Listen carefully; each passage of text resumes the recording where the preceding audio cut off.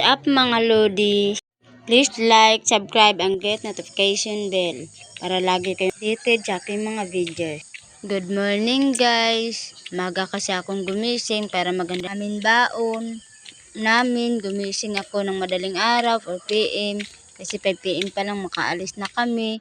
Ito yung mga kasama ko sa trabaho, ito yung aso ko. Sobrang bait, tabalik-balik, baka maiwan ako sa aming pupuntahan. Sobrang mabait talaga yon kasi saan kami magpunta, lagi yung kasama, sinamahan kami kahit saan nagdaanan namin. Sobrang putik at maraming tubig sa daan. At yung kapatid at nanay ko, yung nanay ko sobrang daldal. Alam kung ano yung pinag-usapan nila.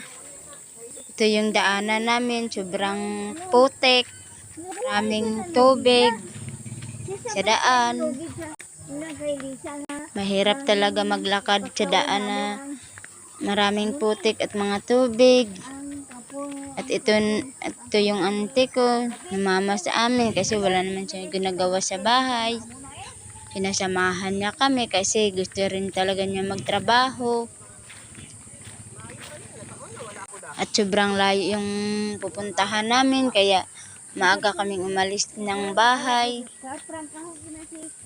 At yung aso ko naman sobrang alala sa akin kasi baka maiwan ako sa pupuntahan namin. Mabait talaga yung aso ko at mahal na mahal ko yun. At tingnan nyo guys, na rin namin yung sugarcane at ito naman yung kalabaw. Agang-aga akong hinahamon, siguro bad trip to.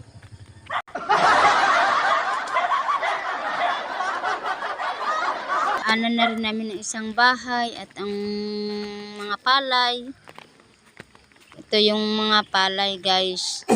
Sobrang linis, 'di ba? Papakita ko sa inyo. Tingnan nyo. 'Di ba malinis? Ganito rin. Ito tingnan nyo kung gaano kalinis. Papakita ko sa inyo guys, tingnan nyo. 'Di ba sobrang linis? Maya nakarating na kami sa aming trabahuan. At ito yung tatrabahuin namin guys. Maglinis kami ng sugarcane. At ito yung araw guys, malapit ng sumikat. Ito bukas nakarating na rin kami sa aming trabahuan. O tingnan nyo guys, ito yung tatrabahuin namin sugarcane. Nagsimula na kami maglinis. Kinuha namin yung mga damo. Ayan. Ayan. Tingnan nyo. Ayan sila nila nanay. At yung kapatid ko. Naglilinis na sila. At sinabi ko nga sa sarili ko na magsikap ako at balang araw kung sakaling magkaroon ako ng ganito sa buhay ko, dodoblehin ko ang kanilang sweldo ng mga tao ko para iwas gutom. Kasi naranasan ko ang ganitong buhay. Gagawin lahat, makakain ang buong pamilya. Sobrang init talaga naranasan ko at pagod. Tingnan nyo guys, gagawin nyo lahat para makakain kami. At ito yung buhay namin. Sobrang hirap.